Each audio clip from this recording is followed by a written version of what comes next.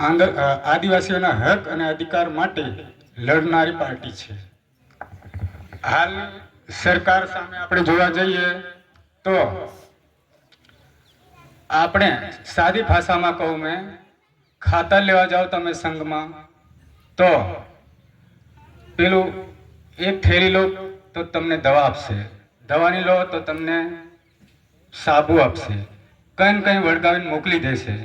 આવી રજૂઆત અમે હાલના સાંસદો કે ધારાસભ્યને કરવા છતાં આ લોકો કંઈ વિચારતા નથી।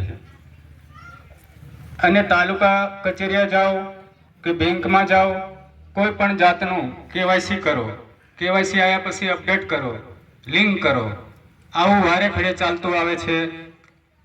તો આપણે બેંકમાં ખાતું ખોલાયું હોય, વર્ષો જૂનું દેવું હોય, એને કેમ નહીં અપડેટ કરાવતા? એ તો કાયમી નામ બોલે જ છે, બાપ દાદાનું દેવું હોય તો પણ ચાલ્યા કરે છે। તો એ રીતના આ કેવાયસી અપડેટ લિંક વાળું પણ એક વખત કરે એટલે જિંદગીભર ચાલવું જોઈએ।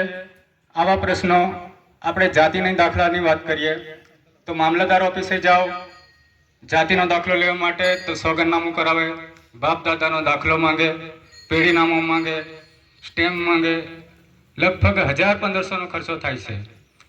તો અને ધક્કા ખાવા પડે છે, 10-15 અને 2-3 મહિને દાખલો મળી રહેશે। આપણે અહીંયા આપણી એક જાતિ એવી છે સમરાળા જાતિ, એમને કોઈ જાતિમાં સમાવેશ કરવામાં નથી આવ્યો। એમાં આવેદનપત્ર આપ્યું, મોહનસિંહ રાઠવાને મળ્યા, સુખરામને મળ્યા, જયંતિભાઈને મળ્યા, પણ આ લોકોનું અત્યાર સુધી કોઈ દિવસ નિરાકરણ આવ્યું નથી। તો આ ભાઈઓ કઈ જાતિમાં છે?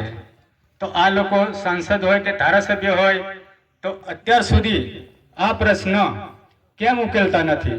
તો આ ભાઈઓને આપણે ક્યાં સમાવવા? આવા ઘણા અનેક પ્રશ્નો છે। તો આ પ્રશ્નો એક જાતની આપણી બીમારી છે। આ બીમારીને કાઢવા માટે તમે હવે ઝાડુ પકડો, ઝાડુથી આપણે આ બીમારી દૂર થઈ શકે। તમે બધા સાથ સહકાર આપો, આટલું કહી હું વિનું છું। આભાર।